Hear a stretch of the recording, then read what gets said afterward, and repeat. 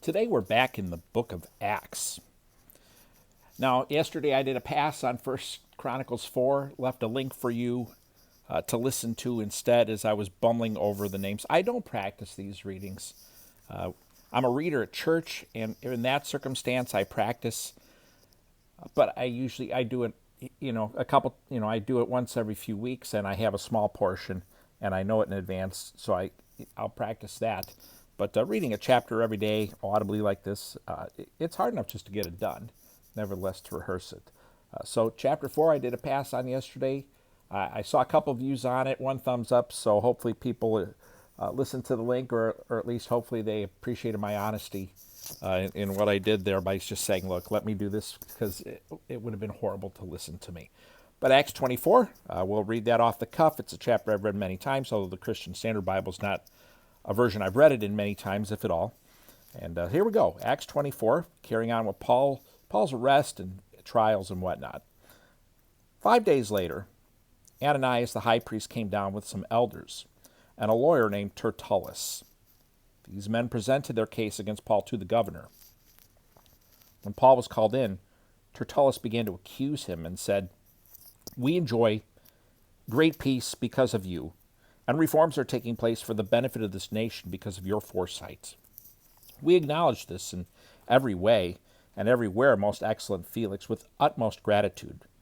But, so that I will not burden you any further, I request that you would be kind enough to give us a brief hearing. For we have found this man to be a plague, an agitator among the Jews throughout the Roman world, and a ringleader of the sect of the Nazarenes.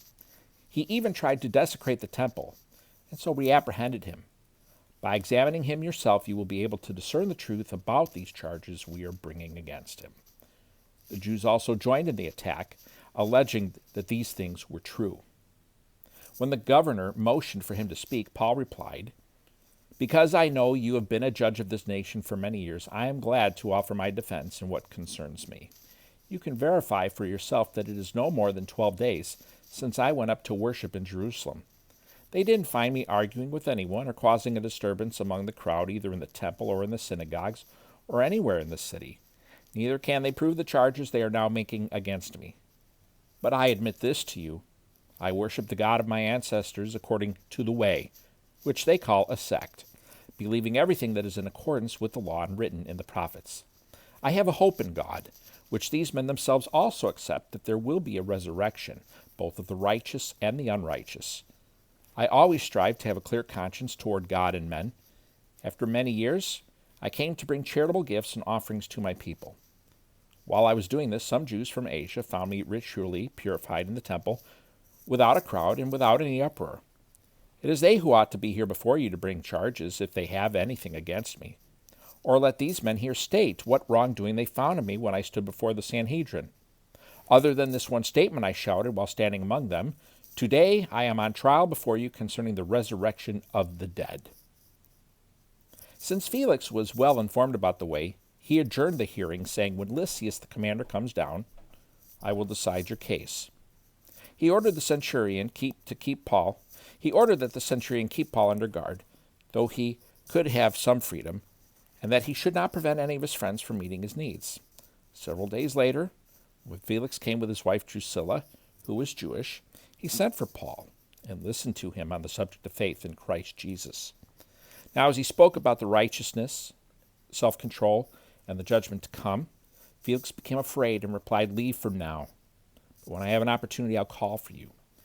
At the same time, he was also hoping that Paul would offer him money. So he sent for him quite often and conversed with him. After 2 years had passed, Porcius Festus succeeded Felix, and because Felix wanted to do the Jews a favor, he left Paul in prison." And that, my friends, brothers and sisters, is Acts chapter 24. Thank you again for tuning in, for listening to me read or watch me read, whatever. And hope you have a great day. I hope to see you back here tomorrow as we tackle Chronicles again. And hopefully this time I can get through the chapter. Have a great day.